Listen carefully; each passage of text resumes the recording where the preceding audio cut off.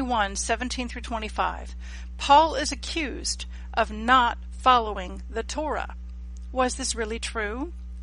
Did you know that over 25% of the book of Acts deals with this one single issue?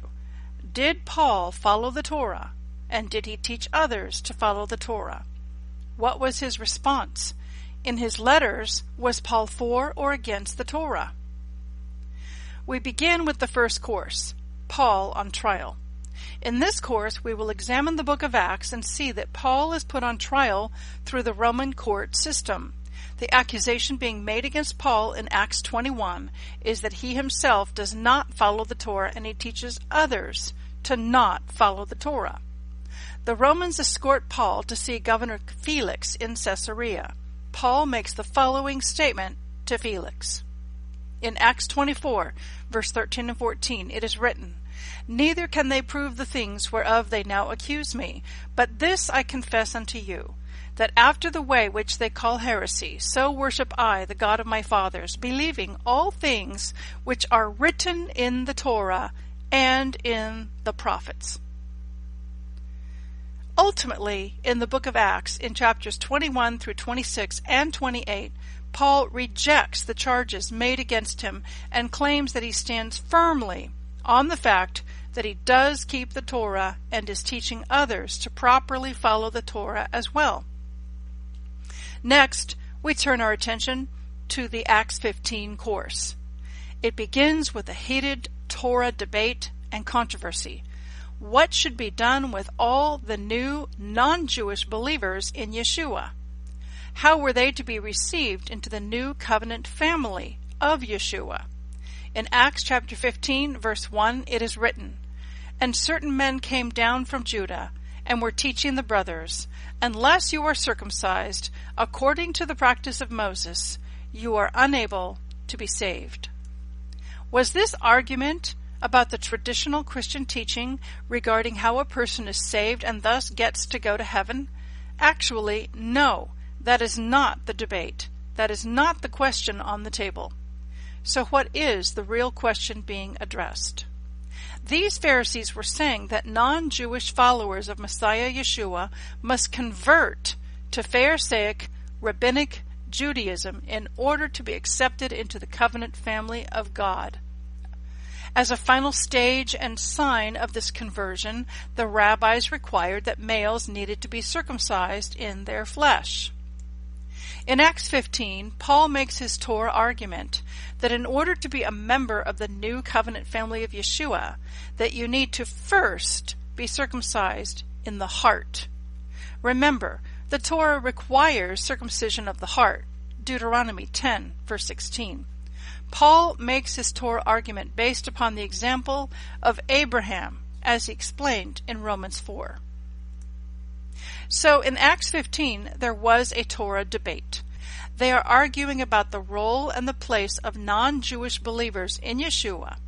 James and the brethren in Jerusalem ruled that there were 4 necessary things which non-Jews are to follow.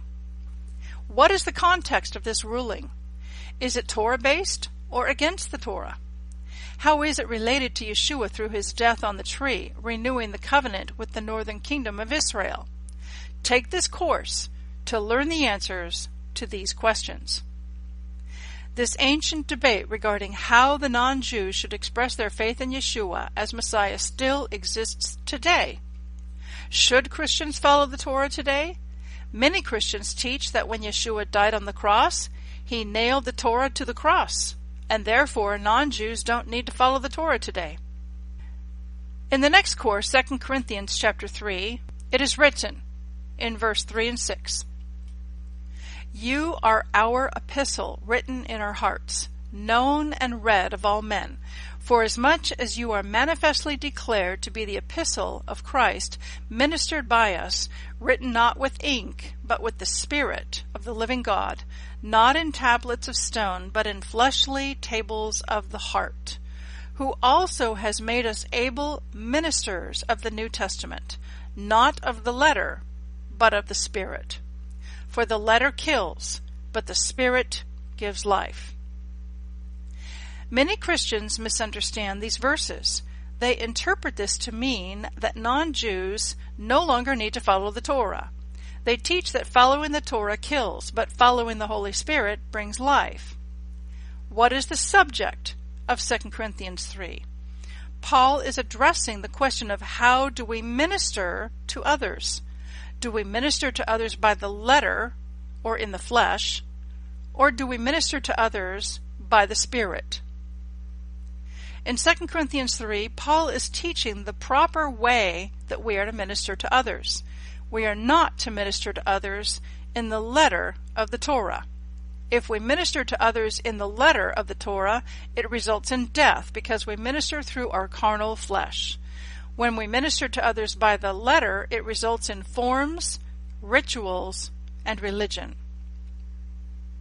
We are to minister to others through the new covenant, by the Holy Spirit, which is the Torah written upon our heart.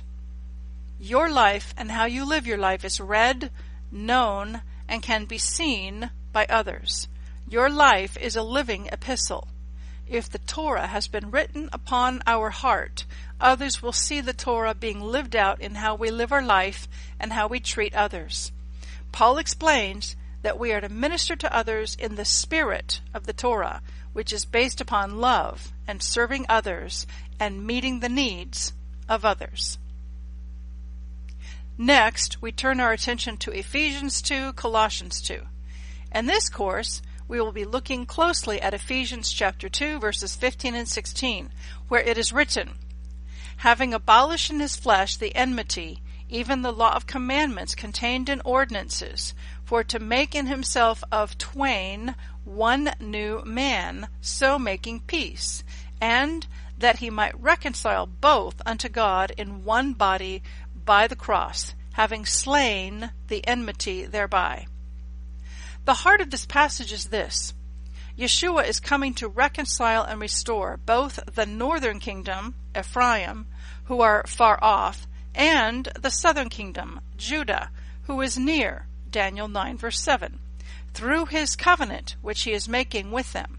Yeshua is going to make of them one new man. This is done through the Holy Spirit when the Torah is written upon their hearts. What Yeshua is nailing to the cross is our sin. This includes man-made rulings, teachings, decrees, which is dogma in Greek, which are all contrary to the Torah. There are other courses in this subject, Paul and Torah, which are coming soon, including Paul's life, ministry, and teachings. Romans, for or against Torah. Galatians, for or against Torah. Sign up for a course today. Your word.